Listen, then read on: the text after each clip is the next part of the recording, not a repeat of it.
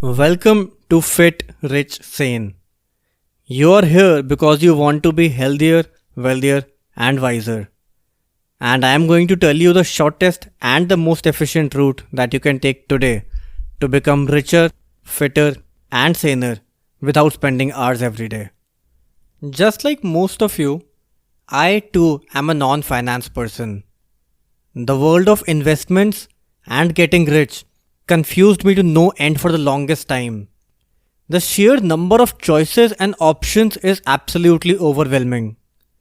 And that is when I decided to approach true experts to learn the basics. And what I realized and what I was told by them is that once you remove the jargon and the technical words, it is not really that complicated. And that is why I am here to give you exactly what you need and just that in the simplest way so that you can implement it today. This is episode 2 of the Get Rich series.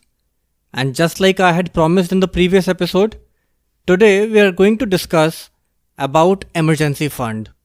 Why everyone including you needs it, how you're supposed to create it, and where you are supposed to keep it forever. At the end of this podcast, I will also share a tool with you which will help you calculate how much amount you are supposed to keep aside every month to reach your desired emergency fund amount. Now, some of the basics will be repeated from episode 1. So if you have already heard that, please skip directly to minute 4.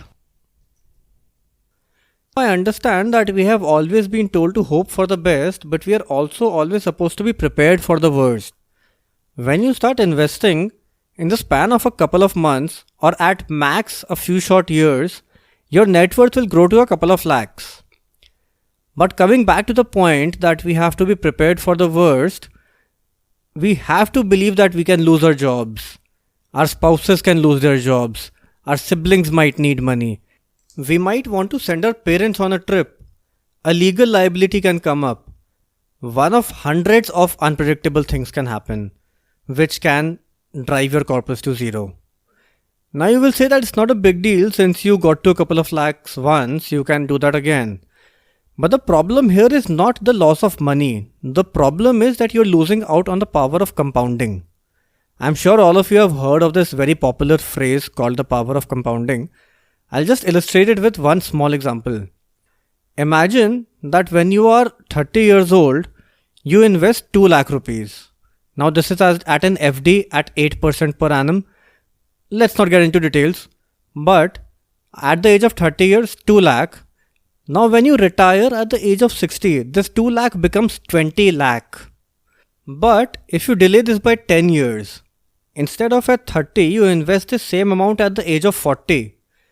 Now when you retire at 60, instead of 20 lakh, you have just 10 lakh with you. That's a loss of 50%. So please try to understand that you can always rebuild your emergency fund, but losing time is not something you can afford even when it comes to investing. As mortals, we cannot generate time. Another problem is that the most common investment instruments in the world, FDs and mutual funds, both have some kinds of exit loads. If you withdraw your money before a certain specified period of time, you'll probably be penalized. So let's hope that it's clear to all of us that time is our most valuable asset and we have to create an emergency fund for us today.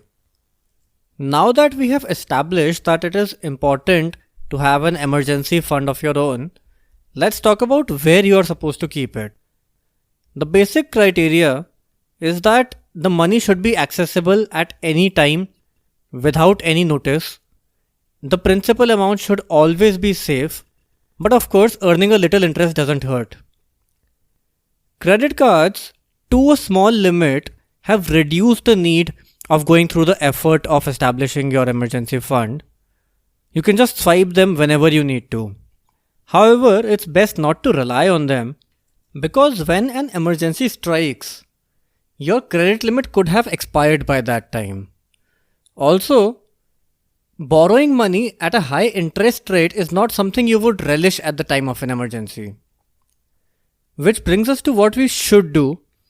And this is the only time that I will recommend a bank investment instrument, and that too only and only for this purpose. The best way to establish your emergency fund is to go for a recurring deposit. The main advantage of a recurring deposit for this purpose is that your tenure and the amount that you're investing per month is decided beforehand. The amount is auto-debited from your savings account every month, so you don't really feel the pinch, but you're almost bound to reach your goal. But the process does not end there. Once you have accumulated the amount that you have decided, banks no longer remain the best place to park them. What you need to do is to shift the amount to a liquid debt mutual fund. I know it sounds very complex, but a debt mutual fund simply gives loans to companies or governments and earns interest on those loans. As simple as that. Liquid debt mutual funds are a category of debt mutual funds where the loan period is mandatorily less than 91 days. This essentially mitigates your interest rate risks and the risk of defaults. Now I need another podcast to explain debt liquid funds properly, which will happen soon. For now, all you need to understand is that debt mutual funds give loans, earn interest. Liquid debt mutual funds are the safest category of debt mutual funds, and you should always go for a fund that has been rated 5-star by CRISIL. This brings us to the last point, that is how much money you need to keep safe with you at all times to overcome all emergency situations.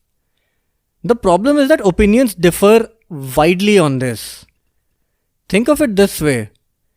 If you go without an income for 3 months, you need an emergency fund worth 3 months of your salary.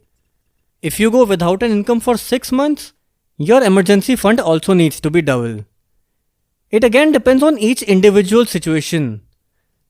If you're living in a rented house, your fund needs to be bigger. If you can depend on your parents to give you some money in the case of an emergency, you don't need such a big fund. Having a cashless medical cover really reduces the amount that you need. Ideally, a conservative figure is that you need a fund worth 6 to 12 months of your current salary.